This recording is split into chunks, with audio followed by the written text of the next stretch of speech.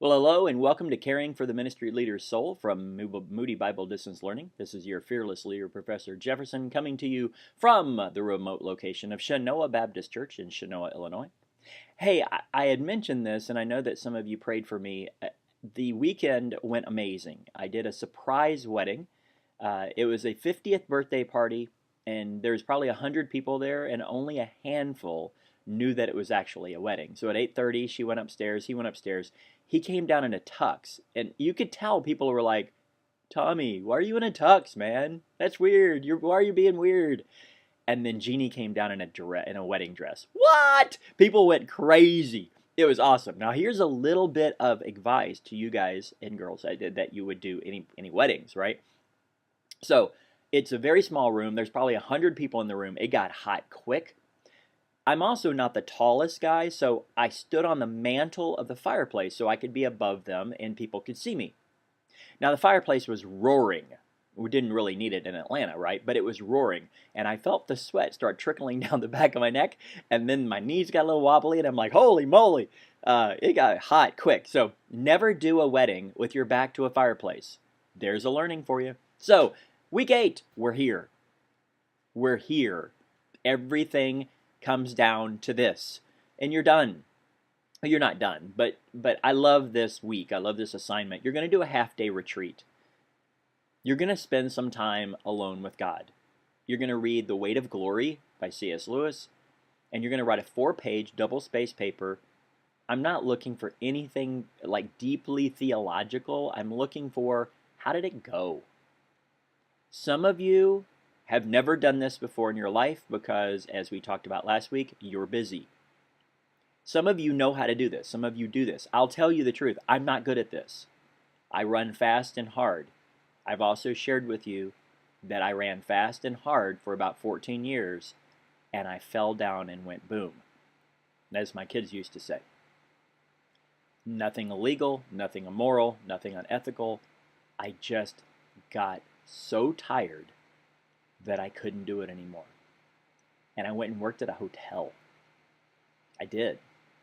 I cleaned toilets at a hotel. Anything other than running on a treadmill. Now, that was very unhealthy, and I was really part of an unhealthy environment that did not encourage me to take the breaks that I needed. So I am now 5 years later. I'm rested and I feel good. And when I went into this job, I told them that story and said, you have to allow me to have breaks.